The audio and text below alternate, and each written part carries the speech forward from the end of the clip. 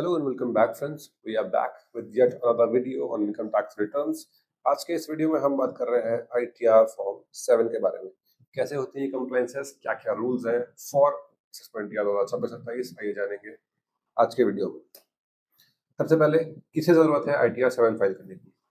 ITR 7 basically applies to any entity that is registered under that falls under 139(4)(a) to 139(4)(d). इनमें जो describe entities हैं उनके लिए ITR 7 is the form for filing income tax returns. Condition based है, not income based. If your entity falls under these conditions, you must file ITR 7 regardless of the income levels. कौन कौन आएगा?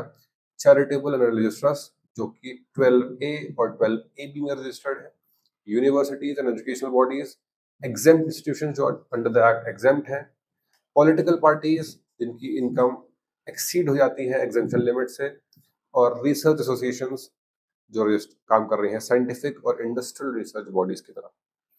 इस category में अगर आपकी entity fall कर रही है तो ITR 7 is the form for you. Deadlines की बात करें असेसमेंट ईयर 2026-27 के लिए, सबसे पहले नॉन ऑडिट एंटिटीज हैं यानी कि ऑडिट नहीं एप्लीकेबल आपके ऊपर, तो 31 जुलाई 2026 यानी आने वाले महीने की 31 तारीख is the due date for you. 30 सितंबर 2026 अगर आपके ऊपर ऑडिट एप्लीकेबल है तो ऑडिट रिपोर्ट सबमिट करने की ये लास्ट डेट है, यानी कि form 10B 10BB must be filed before ITR और एक महीने का गैप होना चाहिए। तो नेक्स्ट ड्यू डेट हमारी है 31 अक्टूबर 2026 यानी कि ऑडिट एंटिटीज की ITR फाइलिंग की डेट। अगर आपकी ITR 7 की एप्लीकेबिलिटी है एंड आपका ऑडिट होता है तो 31 October 2026 is the due date for you. Enhance disclosure requirement, सबसे पहले न्यू फॉर्मेट में ग्रेटर ट्रांसपेरेंसी लाई गई है अक्रॉस 3 एरियाज। सबसे पहले रजिस्ट्रेशन स्टेटस रिपोर्ट करेंगे कि आप 12A या 12AB में रजिस्टर्ड है, एक्टिव है, कैंसल्ड है या पेंडिंग है, कोई एम्बिग्यूटी अलाउड नहीं है।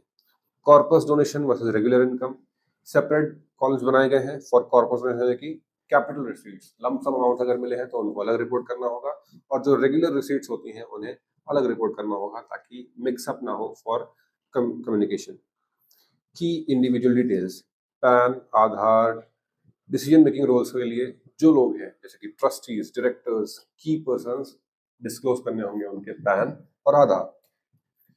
नेक्स्ट अब हम बात करेंगे tracking and accumulation of income की। इनकम जो सेक्शन 11 के अंदर एक्यूमुलेट करते हैं ट्रस्ट वगैरह, तो उनकी भी रिपोर्टिंग करनी होगी मैंडेटरी डिस्क्लोजर फॉर्म्स के अंदर। फर्स्ट ईयर ऑफ एक्यूमुलेशन आप बताएंगे, किस फाइनेंशियल ईयर में इनकम सेट असाइड करी गई थी। पर्पस ऑफ एक्यूमुलेशन बताएंगे कि उसका इंटेंडेड पर्पस क्या है। यूटिलाइजेशन बताएंगे कि कितना एक्यूमुलेट यूज कर लिया गया है इनकम और कितना अभी भी बचा हुआ है और क्यों बचा हुआ है उसका रीजन के साथ।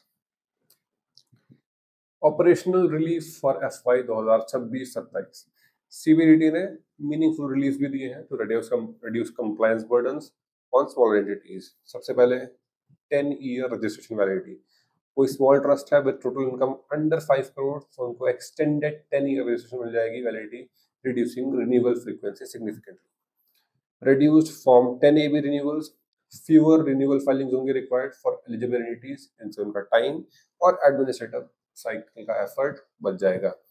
Better AIS and form 26AS integration, improve data matching करी गई है इस साल AIS और फॉर्म 26AS में, ट्रांसपेरेंट वेरिफिकेशन हो पाएगा और डिस्क्रिपेंसीज मिलने के चांसेस कम हो जाएंगे। So that was all about ITR form 7। ऐसे ही और वीडियोस के लिए हमारे साथ जुड़े रहिए, advice brain, and you can contact us for ITR filing services on these numbers. We will be very happy to help you. So that's all for today, guys. Thank you very much.